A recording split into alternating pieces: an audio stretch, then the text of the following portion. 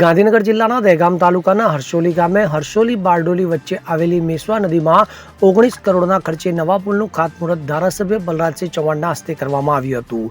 દહેગામ તાલુકાના હરસોલી ગામે છેલ્લા ઘણા સમયથી મેશ્વા નદીમાં પુલ નહીં હોવાથી દૂર દૂરથી આવતા વાહન ચાલકોને ભારે પરેશાની ભોગવવાનો વારો આવતો હતો, જેથી હરસોલીના બારડોલી કોઠી વાસણા રાઠોડના ગ્રામજનો દ્વારા આ બાબતે ધારાસભ્ય બલરાજસિંહ ચૌહાણને રજૂઆત કરતા ધારાસભ્યએ સરકારમાં રજૂઆત કરીને પુલની મંજૂરીની મેર મારી દીધી હતી, જેથી આજરોજ આ નવીન પુલનું ખાતમુહૂર્ત ધારાસભ્ય બલરાજસિંહના હસ્તે કરવામાં આવ્યું હતું। તો આ પ્રસંગે દહેગામ તાલુકા પ્રમુખ અશોકભાઈ પટેલ, તાલુકા ભાજપ પ્રમુખ કેતન પટેલ અને દહેગામ નાયબ તાલુકા વિકાસ અધિકારી કનુભાઈ પટેલ અને હરસોલીના તથા બારડોલી હિંગરાજની મુવાડી કોઠી અને વાસણ રાઠોડના તમામ આગેવાનો તેમજ ગ્રામજનો મોટી સંખ્યામાં ઉપસ્થિત રહ્યા હતા અને દીપ પ્રાગટ્ય કરીને આ પુલનું ખાતમુહૂર્ત કરવામાં આવ્યું હતું।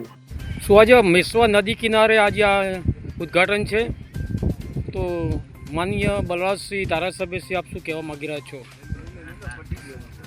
હરસોલી મેશ્વો નદી કિનારે બારડોલી, વાસણા રાઠોડ અને છેક ચાંબલાના ગામોને જોડતો આ બ્રિજ લગભગ 19 કરોડના ખર્ચે બનવા જઈ રહ્યો છે। આજુબાજુના ગામડાઓની જેવા કે હરસોલી, બારડોલી કે વાસણા રાઠોડ આગળ ચોબલા ડેમલિયા લોકોની બહુ માગણી હતી, એમને લગભગ 18 થી 19 કિલોમીટર અંતરે ફરીને જવું પડતું, એ હવે બિલકુલ તાલુકા પ્લેસ પર જવાનો સુગમ રસ્તો બનશે। અગરસિંહ ચૌહાણ સાથે CM24 ન્યૂઝ, હરસોલી, દહેગામ।